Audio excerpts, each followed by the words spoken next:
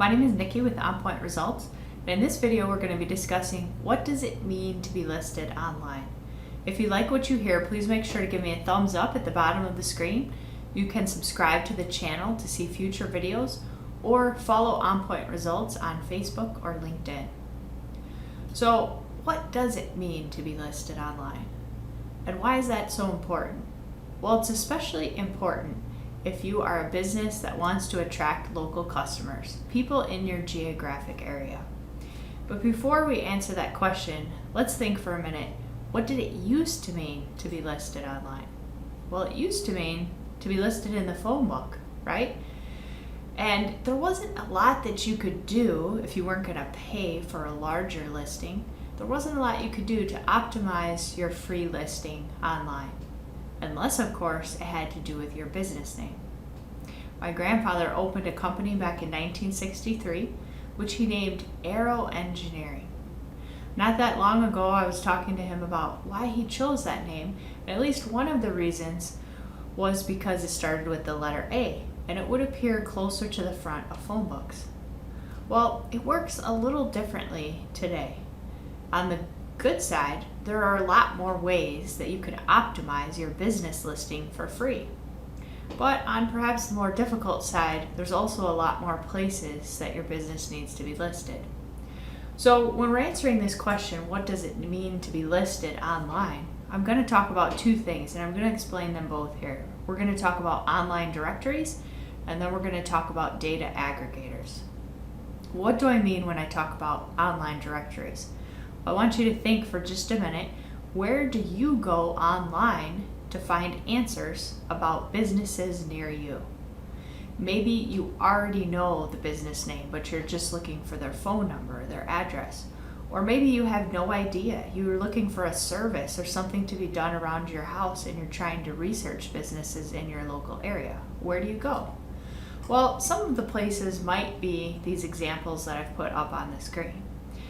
They are popular sites where people go. They're directories of businesses where people go to find information. And this is just a few of them. There are many, many more. Now, why is it important as a business to be accurately listed in many directories? Well, it's for a few different reasons. First is for your customers. You want to be where they are. Whereas many of you were probably thinking, well, I'll go to Google to search for information. Other people might have been thinking like Yelp.com or YellowPages.com even. So you want to be in different directories so you can be where your customers are searching. And the second reason has to do with search engines.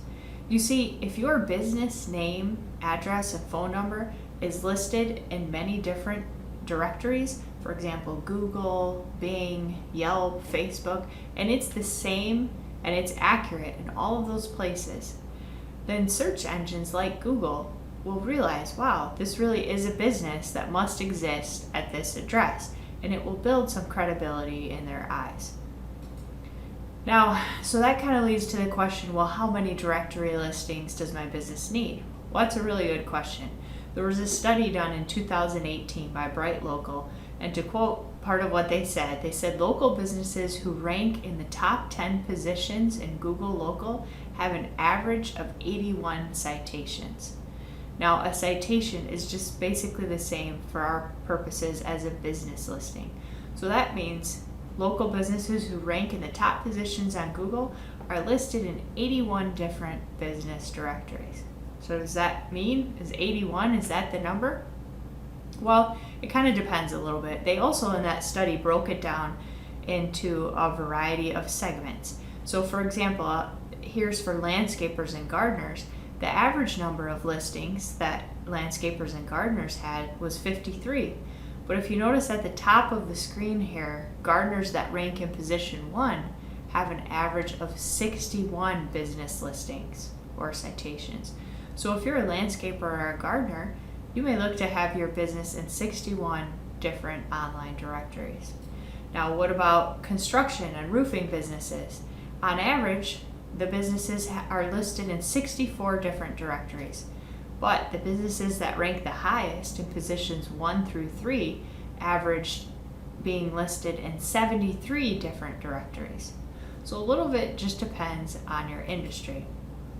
So that's has to do with online directories. Now, what are data aggregators? Well, they are companies that compile lists of data and sell it to businesses. Now, some of them have been around for a while, and in the past, they sold data primarily to places like phone books and marketers who wanted segmented lists of businesses. Now, today, they feed online search engines. Well, where do they get their information? Well, some of it is public records, and then also various locations around the internet. Right now, at this moment, in the summer of 2019, there are 4 major data aggregators. So those 4 are Info Group, which was founded in 1972 under a different name, Factual, Neustar Localese, and Axiom. Now, Axiom, at the end of this year, is no longer going to be in the data aggregation business. Well, what do these data aggregators, what do they do with the information that they gather? Well, this is an excellent graphic produced by WhiteSpark that gives us a really great visual of what they do. So up at the top, you'll see right now the 4 primary data aggregators that I just listed. And the lines represent how they disseminate this information to various places around the internet. Now, some of those directories that are listed around the circle should look familiar, like the ones we've already talked about, like Facebook, Yelp, yellowpages.com, Google, Bing. This information is spread from data aggregators to these various directories. So interestingly enough, remember we said that data aggregators pull information from public records. This is why on some occasions a business perhaps will have never created a Facebook page, for example, but they find that they have an unverified Facebook page. It's quite possible this was created through an automated data aggregator. So this is interesting information, right? But the question is, well, what do you do with this information? What do you do now? Well, I'm going to highlight 3 things that would be good to do. The first one is check your current status of business listings online. Well, how could you do that? The first and foremost, just easiest way is to Google your own business name. It might not be the most accurate way. You might not see everywhere that you're listed, but it's definitely the simplest and a free way. So let me show you, for example. Here's an example of me Googling OnPoint Results. And aside from my own website, you'll see on the right, my Google My Business profile pops up. And then you'll see OnPoint Results listed on other sites such as Yelp.com, Facebook.com, Alignable, YouTube, Yellow Pages. So this is a search that you should do for your business. And notice what directories up here. And then don't just notice that you're there, but click into them and make sure the information is accurate and up to date. Another thing that you can do is to use a free tool provided by Moz Local. I have the web address here on the screen, and it works well, especially if you have a public address, but it will only check your information in 10 directories. So I'm going to show you an example of what that scan will look like, and I've kind of blurred out the business name here, but you can see that for this business name, there's 9 of the 10 directories in this screenshot, and it has little green checks if there's hours and photos of your business. And then sometimes if it finds something it's missing, it will put it in red. For example, you see there's a couple sites where it feels like the website is missing for this business. It kind of just gives you a general place to start. If there's some important information, you can then go to these sites and check it out and fix what might be missing. The other thing you can do is to pay a service for a more complete scan. Which, since you're watching this video, I'll just let you know that OnPoint Results can help that out for you, or can help you out, not only to provide the scan, but also an explanation of what it means and what's the best way for you to proceed from the information that we found. Okay, so checking where your listings are, that's the first thing. The second thing is to make sure your business is listed in the most important places. What do I mean by the most important places? Well, I'm going to give you my top 7. Now, this is not a list to live and die by. I'm going to explain to you why I chose these top 7, and this is just my own, personal opinion here. I chose these 7 because all 7 of them allow you to hide the business address if necessary. There's many small businesses that are based from a home, especially service businesses, where they don't really want to publish their home address. So all 7 of these places allow you to hide that address. All 7 also have free listing options, which is important. They display prominently in search results like you saw earlier. For example, Yelp and Yellow Pages, right? They showed up really high there on page 1 of Google when someone searched for my business name. And then most of these, I think 5 of the 7, are popular customer review sites. So it's also a place where you can interact with your customers. Okay, so here they are. The top one, no surprise, is Google My Business, right? This is the most important place in that screenshot. When I searched for my own business name, that was that long profile that showed up on the right hand of the page. This is definitely a place you want to be. But some people overlook Bing places for business. Bing is still a popular search engine, even though it's far behind Google. But many Windows computers ship with Bing being the primary and the default search engine. So if people don't change it, they may be searching with Bing and not even realizing it. So it's important for your business to be listed there as well. Facebook is one that many businesses, especially small businesses, do use and people look. So it's important to have a page there. As I mentioned earlier, you at least need to check it out because even if you didn't create a page, your business may already be there and you don't even know it. So if that's the case, you want to claim that page so you at least have control over what people see about your business on Facebook. Yelp. Now, I notice small businesses have kind of either love or hate Yelp, but one thing I like to point out is that the information from Yelp is used to feed a lot of smart devices. For example, if you have an Amazon Alexa device in your home and you ask it for a phone number of a local business, there's a good chance that it's pulling that information from Yelp.